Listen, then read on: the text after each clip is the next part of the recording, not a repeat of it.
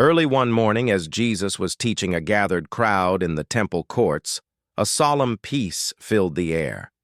But that peace was shattered by the arrival of religious leaders, their faces stern and unyielding. They thrust a woman into the center of the crowd, her eyes downcast in shame. "Teacher," they said accusingly, "this woman was caught in the very act of adultery. The law of Moses commands us to stone her. What do you say?" They asked this not to seek justice, but to trap him. But Jesus did not answer. Instead, he calmly bent down and began to write with his finger in the dust. As they continued to badger him, he finally stood and looked at them, his gaze both gentle and piercing. Jesus, calm yet authoritative. "Let any one of you who is without sin be the first to throw a stone at her." Narrator. And with those words, he stooped down again and continued writing. One by one, the accusers, beginning with the oldest, were convicted by their own consciences. They turned and walked away until no one was left but Jesus and the woman, standing alone in the quiet courtyard. Jesus straightened up and asked her, "Woman, where are they? Has no one condemned you?" Woman, soft with awe and relief, "No one, sir." Jesus, filled with grace and authority, "Then neither do I condemn you. Go now and leave your life of sin." As Jesus walked through the streets of Jerusalem, he passed a man who had been blind from birth, sitting quietly and begging. His disciples asked, "Teacher, who sinned to cause this, the man or his parents?" Jesus replied, "This came so that God's works might be displayed in him." Then, in a surprising act, he spat on the ground, made mud with the clay, and gently spread it over the man's sightless eyes. "Go," Jesus told him, "wash in the pool of Siloam." So the man, whose name was Eli, felt his way through the busy streets, his heart full of hope. When he washed the mud from his eyes in the quiet waters, a miracle happened. For the first time in his life, he could see.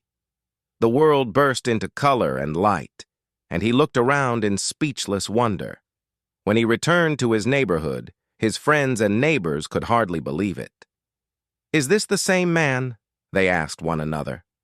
"I am the man," Eli declared joyfully. But when the religious leaders heard, they were displeased. They questioned Eli again and again, trying to find fault. They even brought in his frightened parents, who confirmed he had been born blind but were too afraid to say more. Through it all, Eli stood firm. When the leaders pressed him to condemn Jesus, he answered with unshakable clarity, "One thing I do know. I was blind, but now I see." Jesus and his disciples came to a village where a woman named Martha welcomed them into her home. She was a whirlwind of activity, determined to be the perfect hostess. But her sister Mary did something different. She simply sat at the Lord's feet, listening to every word he said. Martha, however, was growing more and more frustrated.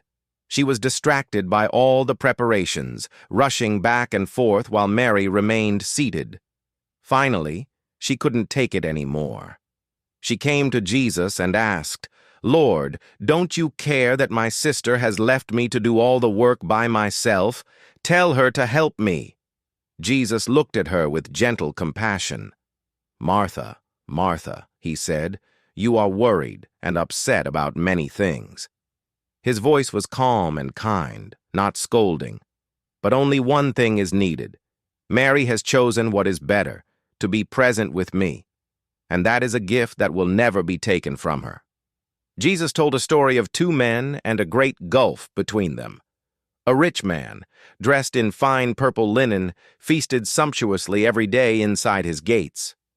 Just outside, a poor sick beggar named Lazarus lay covered in sores, longing for mere crumbs from the rich man's table.